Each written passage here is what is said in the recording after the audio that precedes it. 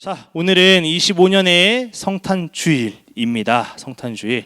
여러분, 예수님이 탄생하셨습니다. 예수님의 탄생은 온 유대의 소망이 되었고 희망이자 기쁨이 되었습니다. 그래서 오늘 성탄주일을 맞이하는 저와 여러분 모두가 예수님의 나심이 기쁨을 느낄 수 있기를 원합니다. 여러분이 그냥 보내는 시간, 매년 찾아오는 그런 의미가 무색해지는 시간을 보내는 것이 아니라 그 정말 유대 땅에 예수님이 오셨을 때의 그 기쁨, 감격, 그 모든 것들이 여러분 삶에 가득하기를 축복합니다. 그렇게 또 25년을 잘 마무리하시고요, 26년에는 희망과 소망이 되기를 축복합니다. 물론 이제 성탄의 기쁨들이 이제 곳곳에 퍼졌어요. 길가에 가보면요, 음악들이 나오기 시작하고요, 또 이렇게 성탄 분위기들이 나기 시작합니다. 성탄절 이쯤이 저는 1년 중에 제일 마음에 드는 것 같아요. 길거리에 가도 좀 따뜻하고 날씨는 춥지만 사람들끼리 좀 따뜻함을 느낄 수 있는 그런 분위기가 형성돼서 되게 좋았는데요. 근데 요즘 또 국내외를 보면, 해외를 봐도 국내를 봐도 좀 그렇지 않은 것 같아서 안타까움이 있습니다. 세계를 보면 여전히 전쟁 중입니다. 네, 물리적인 전쟁을 하고 있고요. 또 이 무역 전쟁, 큰 나라들끼리, 대국끼리 무역을 싸우고 있습니다. 힘겨루기를 하고 신경전들을 하고 있습니다. 그 사이에 있는 우리 대한민국을 보니까 참 걱정이 돼요. 참 어려운 시기구나. 우리가 이러지도 못하고 저러지도 못하고 쉽지 않은 시기를 대한민국은 보내고 있구나. 그렇게 뉴스를 통해서 매일 아침마다 보게 됩니다. 또 국내를 보면요, 어지러워요. 네, 어른들께서 좀 서로 원하시는 게 너무 많으신가 봐요.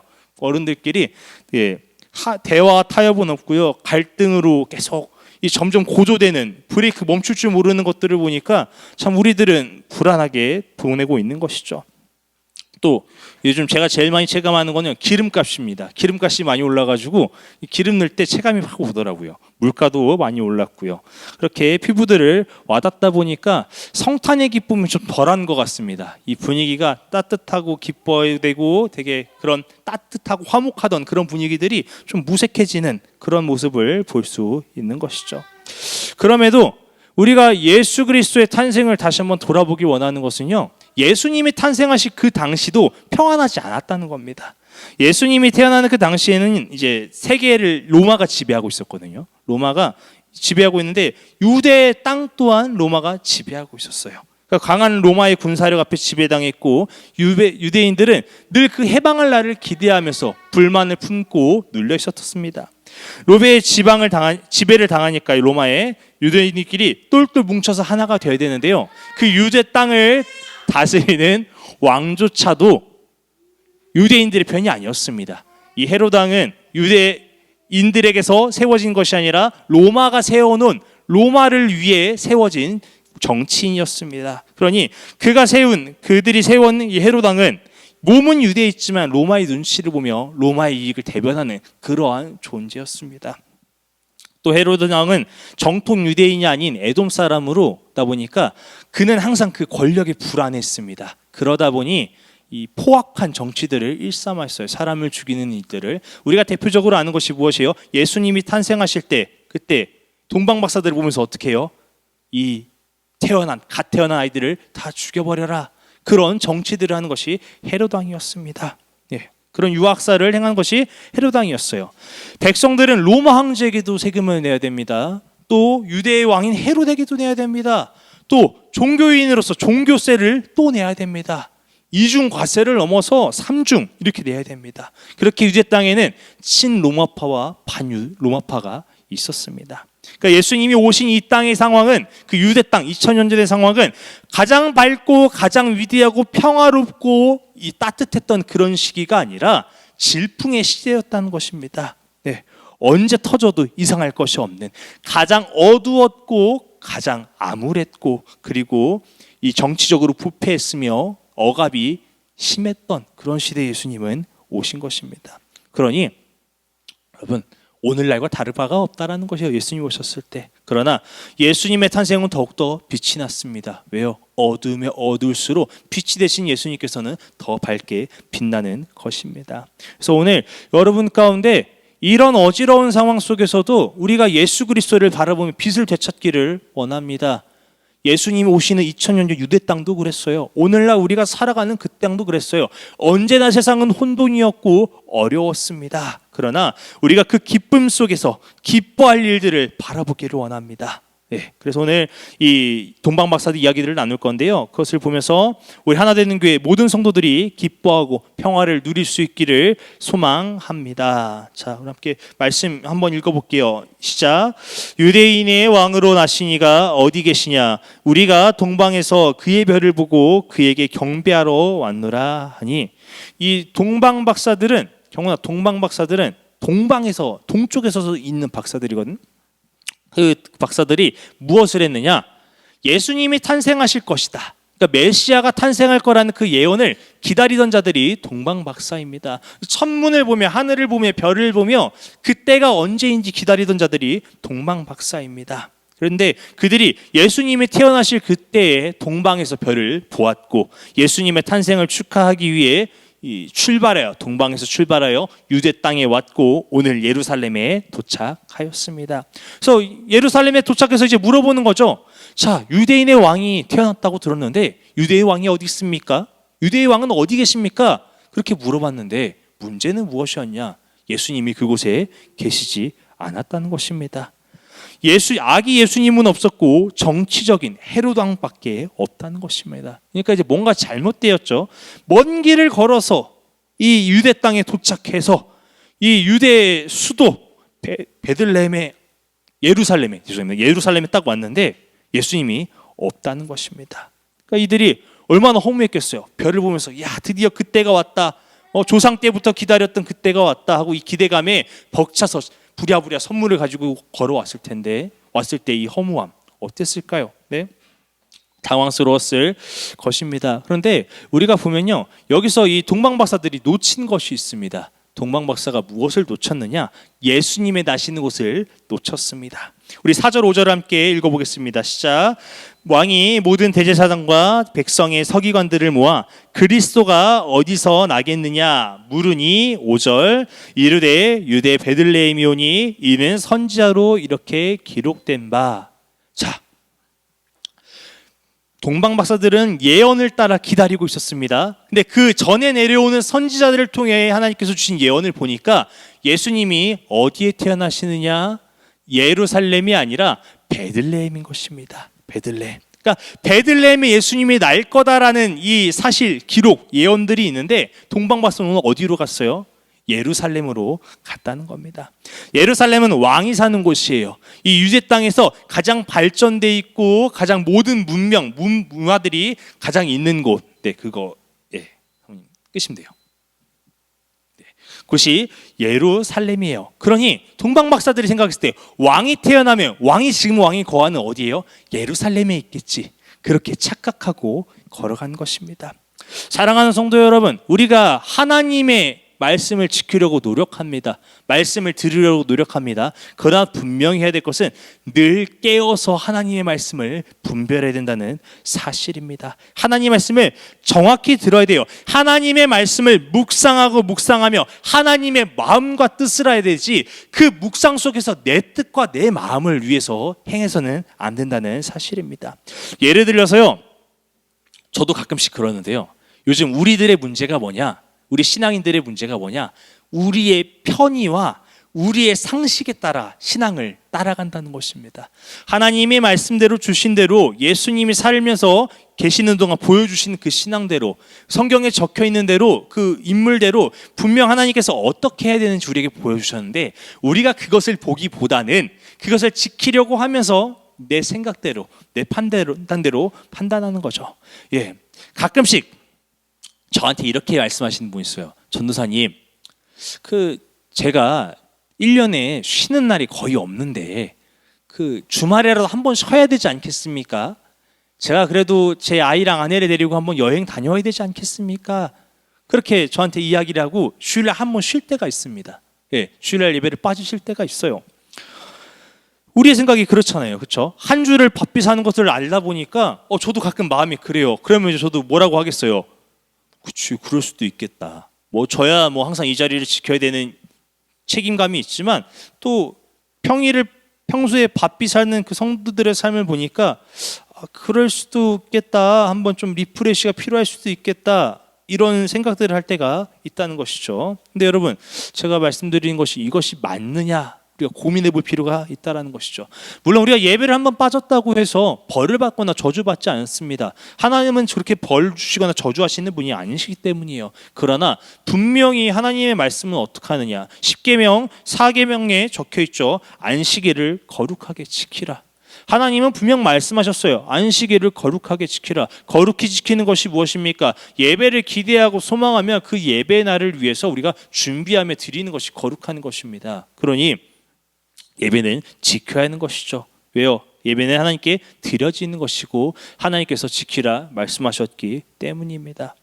그러니까 왕이 그래도 태어나는데, 왕이 가장 화려하고 좋은 곳, 그리고 왕이 지금 거주하는 그곳에서 태어나겠지. 이 동방박사들의 생각처럼, 편의처럼, 상식처럼으로 가다 보면 어떻게 되느냐, 오늘 예수님이 태어나지 않은 진정한 만왕의 왕이 계시지 않는 예루살렘으로 가게 된다는 것입니다.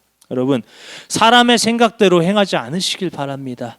우리가 늘 우리의 상식과 우리의 뜻대로 살아갈 수밖에 없지만 하나님의 말씀을 다시 한번 돌아보며 내 상식대로 살고 있는 것인가, 아니 아버지의 말씀 그대로 살고 있는 것인가 점검할 수 있기를 바랍니다. 물론 우리 여러분 모두가 말씀을 지키려고 노력하는 것은 압니다. 근데 저도 아무리 노력을 해도요, 어느 순간 다시 돌아보면 제 상식과 제 판단대로 가고 있는 모습을 보게 됩니다. 그러니 우리가 다시 한번 점검할 수 있기 바랍니다. 세상의 왕은 예루살렘에 있습니다. 그러나 우리가 만나야 될 만왕의 왕은 하나님의 말씀대로 베들레헴에서 나셨다는 사실을 기억하시길 바랍니다. 사람의 생각대로 가면 세상의 왕을 쫓을 것입니다. 그러나 하나님의 말씀을 쫓는다면 만왕의 왕 예수 그리스도를 따르게 될 것입니다. 그러니 예루살렘의 화려함, 예루살렘의 기존에 있는 질서, 세상의 진리에 따르는 것이 아니라 하나님의 말씀, 하나님의 질서, 하나님의 진리에 따라 진정한 왕을 만날 수 있기를 축복합니다. 그렇게 동방박사들은 당황했어요. 뭐지? 헤로당은 그래, 당연히 왕은 있어야겠지. 그러면 이제 다음 왕이 될 유대를 다스릴 예수님이 있어야 되는데 왜 없지? 그들은 당황했습니다. 근데 그런 당황한 동방박사들에게 하나님의 은혜는 여전히 함께했다는 사실입니다. 어떻게 했느냐?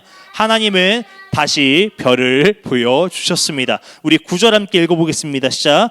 박사들이 왕의 말을 듣고 갈새 동방에서 보던 그 별이 문득 앞서 인도하여 가다가 악이 있는 곳 위에 머물러 서 있는지라. 처음에 동방에서 있었을 때 예루살렘에 오기 전에 보였던 그 별이 다시 보이기 시작합니다.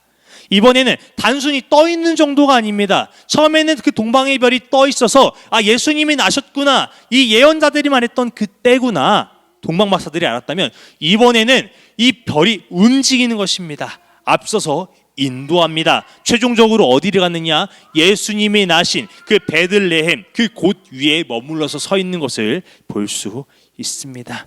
예루살렘으로 잘못 찾아간 동방박사들을 위해 하나님은 별을 보이셨습니다. 다시 한번 별로 인도하셨습니다. 그러니 그 별을 보는 동방박사들의 마음은 어땠을까요? 우리가 헛된 줄 알았는데, 우리가 잘못된 별을 본 줄 알았는데, 예언대로 하지 않았는데 하나님은 여전히 우리를 인도하고 계시는구나. 그 안도감, 또 저번에 봤던 그 별이다, 그 별이 다시 우리를 인도한다, 이번에는 진짜 왕이 있는 곳으로 가겠구나. 그러한 기대와 설렘이 가득하지 않았을까요? 사랑하는 성도 여러분, 하나님은 우리를 구원의 길로 인도하신 하나님이심을 믿으시길 바랍니다. 우리가 세상을 쫓고 세상의 진리에 찌들어 살았을지라도 하나님은 늘 우리와 함께 하신 우리를 기다리신다는 사실입니다. 우리를 믿음의 길로 말씀을 붙들고 살도록 다시 인도하시고 이끄시는 분이 우리의 하나님이심을 믿으시길 바랍니다. 하나님은 예수님을 이 땅에 보내셨고, 예수님의 공생의 3년의 기간 동안 우리가 하나님을 더욱더 알도록 말씀하셨습니다. 예수님이 십자가에 달리심으로 우리의 죄가 해결될 수 있는 구원의 길을 열어주셨습니다. 그러니 이제 우리는 예수님이 나를 위해 죽으셨음을, 그 사실을 믿기만 하면 되는 것입니다. 돌아갔을지라도 괜찮습니다. 다시 돌아오시면 됩니다. 넘어졌을지라도 괜찮습니다. 다시 일어나면 됩니다. 왜요? 하나님이 우리를 기다리시거든요. 하나님이 우리를 부르시거든요. 하나님이 우리에게 다시 일어날 힘을 주시기 때문입니다. 그러니 내가 잘나서, 우리가 잘나서 하나님께로 가는 것이 아니라 여전히 붙들고 계신 하나님을 믿으시길 바랍니다. 지난 날들을 돌아보니까 제가 잘나지 않았습니다. 제가 잘나서 오늘 이 강단에 여러분께 말씀을 전하는 것이 아니라 하나님의 말씀이 위대하기에, 하나님의 인도하심이 여전히 함께 하시기에, 우리에게 주시는 그 은혜가 있기에 제가 오늘 목회의 길을 걷고 있는 것입니다. 가만히 뒀으면 아마 한청의 인생은 지옥에 빠지지 않았을까 싶습니다. 암울했고 어두웠고 늘 세상 속에서 전전긍긍하며 살았을 텐데 하나님의 은혜로 변하여 살아가고 있습니다. 그러니 동방박사가 별을 보았듯이 하나님을 바라보시기 바랍니다. 예배를 지키시기 바랍니다. 또한 말씀에 아멘 순종하시길 바랍니다. 그렇게 걸어가다 보면 그 별이 떠 있는 곳이 어디였어요? 예수 그리스도가 나신 곳, 우리의 신앙의 종착지에, 우리의 신앙의 삶은 늘 하나님 안에 거하고 있을 것입니다. 또 이어서 우리 함께 10절 읽어보겠습니다. 시작. 그들이 별을 보고 매우 크게 기뻐하고 기뻐하더라. 별을 본 동방박사들은 매우 크게 기뻐하고 기뻐했습니다. 성경에서 반복이 일어난다는 것은 정말로 그 강조한다는 것이거든요. 특징들을 강조하는 거예요. 이 헬라어 원문을 보면요, 기쁨이 얼마나 컸는지 알 수 있습니다. 단어는 기억하지 않으셔도 돼요. 그냥 야 정말 기뻤구나, 동방박사들이 엄청 이 감격에 환호했구나, 그 사실만 기억하시면 됩니다. 이게 헬라어로요, 뭐 에카레산, 카란, 메갈렌, 스포드라 이런 뜻이 있는데요. 이 무슨 뜻이냐? 에카레센 기뻐하다, 카란 기쁨, 메갈렌 큰 거대한, 스포드라 매우 심히 격렬하게. 그러니까 저거 선생님 옛날에 쓸 줄 알았는데, 학교 다닐 때 쓸 줄 알았는데 요새는 다시 공부해야 돼. 자, 이 네 단어를요 직역했을게요. 합쳐서 직역하면 이런 뜻이에요. 그들은 격렬하게 거대하게 기쁨을 기뻐했다. 이게 무슨 말이야 싶으신데요. 마치 이 성경을 이 당시에 적었던 이때 마태는요, 인간의 표현으로 기쁨을 아주 강조했다는 거예요. 기쁨에 크고 더 크고 이렇게. 그러니 동방박사들이 우리가 상상해 보면요, 그 당시에 그 기쁨이 어땠을까? 서로 부둥켜 안으며 막 신나며 환호성을 지르며 그 정도의 안도감과 감격이 컸다는 것입니다. 사랑하는 성도 여러분, 저와 여러분 모두에게 동방박사들이 느낀 그 안도감과 감격의 기쁨이 넘치도록 가득하기를 소망합니다. 하나님의 인도하심에 따라 살면 기쁨이 충만할 것입니다. 세상이 줄 수 없는 감격과 참 평안이 있는 것입니다. 우리 또 이어서 11절 함께 읽어보겠습니다. 시작. 집에 들어가 아기와 그의 어머니 마리아가 함께 있는 것을 보고 엎드려 아기께 경배하고 보배압을 열어 황금과 유향과 모략을 예물로 드리니라. 이제 태어나신 아기 예수님께 가서 경배합니다. 그리고 선물함을 열어서요, 황금과 유향과 모략을 드렸습니다. 당시 이 귀한 것들을 예수님께 드렸다는 것이죠. 여기서 황금과 유향과 모략은 무엇을 상징하느냐? 그냥 값비싼 것이라는 의미도 있겠지만 신앙의 헌신을 상징합니다. 이것을 볼 때 신앙의 헌신은 어떻게 드려야 되느냐? 예수님을 경배함으로 드리는 것입니다. 그냥 내가 그냥 의무적으로 드리는 것이 아니라 경배함으로, 엎드려서 경배함으로, 예수님을 인정함으로 드린다는 것입니다. 왜요? 경배함 없이 우리가 사람의 마음으로, 사람의 뜻으로 드리면 무슨 생각이 나느냐? 본전 생각납니다. 그리고 이것은 하나님께 드려지는 것이 아니라 투자 개념이 돼버려요. 그냥 의무적으로 드리면 내가 교회에 낸 헌금이 얼만데, 내가 교회에서 그동안 한 봉사가 얼만데, 막 이런 사람들의 생각이 위기 속에, 어려움 속에 생각나기 마련이거든요. 그러니 우리가 그러한 의무감을 하나님께 드릴 것이 아니라 하나님의 은혜를 깨닫고 예수님의 오심이 진정으로 나에게 그 구원의 기쁨이 되었을 때 그 헌신을 드리시기 바랍니다. 그렇다면 그 헌신은 기쁨이 되고 감사가 될 것입니다. 헌신이 아깝지 않을 것입니다. 그렇게 하나님께 신앙의 헌신을 드릴 수 있기를 바랍니다. 또 오늘 이 예수님의 나심을 누가복음에서는 이렇게 얘기해요. 누가복음 2장 14절 함께 읽어보겠습니다. 시작. 지극히 높은 곳에서는 하나님의 영광이요 땅에서는 하나님이 기뻐하신 사람들 중에 평화로다 하니라. 죄인의 구원하시려 예수님이 이 땅에 오신 하나님의 사랑이 드러났습니다. 예언대로 이루어져 하나님의 약속을 지키는 하나님의 신실하심이 보였습니다. 이렇게 하나님의 성품과 위엄이 드러나니 하나님의 영광이 되는 것입니다. 하나님은 약속하셨어요. 예수 그리스도를 보내겠다, 구원자를 보내겠다. 그리고 그 약속을 오랜 시간을 거쳐서 지키셨습니다. 그리고 우리에게 구원의 길이 열렸어요. 이 것만으로도 하나님의 영광이 드러날 수밖에 없는 것입니다.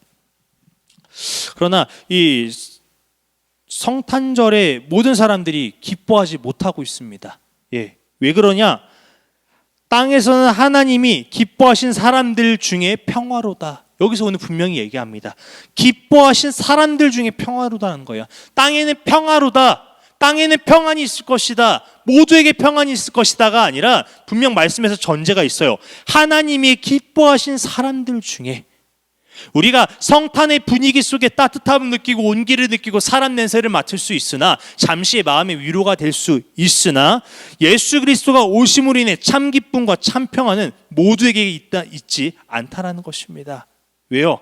하나님이 기뻐하시는 사람에게만 있기 때문에. 여러분, 하나님의 은혜는요 하나님이 기뻐하시는 사람에게만 임합니다. 그렇다고 그러면 하나님이 기뻐하시는 사람이 누구냐? 그렇게 특별하고 막 엄청 어려운 것이 아니에요. 바로 예수님을 믿는 사람들입니다. 예수님을 믿는 사람들에게 진정한 평안과 감격을 누리는 것입니다. 여러분, 그러니 예수 그리스도를 영접할 수 있기를 바랍니다. 우리는 분명히 알아야 돼요. 예수님이 온 인류를 위해서 오셨다는 사실을, 하나님이 우리를 사랑하셔서 모든 것을 계획하셨으며 틀림없이 지키셨다는 그 사실입니다. 그러나 예수님의 오심이 모든 사람에게 되는 것이 아니라 그냥 가만히 있으면 그냥 되는 것이 아니라 예수 그리스도를 믿는 자에게, 그 믿음이 있는 자에게 그 평안과 기쁨이 가득하다는 사실입니다. 그러니 예수님의 오심을 믿고요 영접하시길 바랍니다. 저는 하나되는 교회 모든 성도들이 그것들을 누렸으면 좋겠어요. 네, 그래서 우리를 사랑하셔서 오셔서 믿고 기뻐하시는 사람이 되길 원합니다. 그래서 이제 말씀을 슬슬 마칠 건데요, 우리 옆 사람에게 이렇게 인사하길 원합니다. 당신은 하나님이 기뻐하시는 사람입니다. 경훈아, 같이 해볼까? 서로 볼까요? 당신은 하나님이 기뻐하시는 사람입니다. 어색하시죠? 네, 원래 어색해요. 이런 오그라드는 말은. 당신 하나님이 기뻐하시는. 자, 알았어. 정훈이 따라줘. 당신은 하나님이 기뻐하시는 사람입니다. 경훈이는 하나님이 기뻐하시는 사람입니다. 아멘. 네, 좋아요. 그래서 이제 말씀 마치려고 할게. 말씀을 정리하면서요, 이 크리스마스가 되면 사람들이 직장 동료나 친구들, 이 사랑하는 이들과 함께 시간을 보냅니다. 한 해를 마무리하면서 선물도 나누고 마음을 나누는 모습 너무 보기 좋습니다. 우리도 아마 그렇게 보낼 거예요. 저도 그렇게 연말을 마무리할 예정입니다. 그러나 우리가 그리스도인이라면 분명히 알아야 할 것은 크리스마스에는 이 분위기가 전부가 아니라는 것입니다. 세상에서 주는 분위기가 전부가 아닙니다. 그리스도 마스 예배, 그리스도의 탄생을 기쁨으로 예배하는 것이 크리스마스입니다.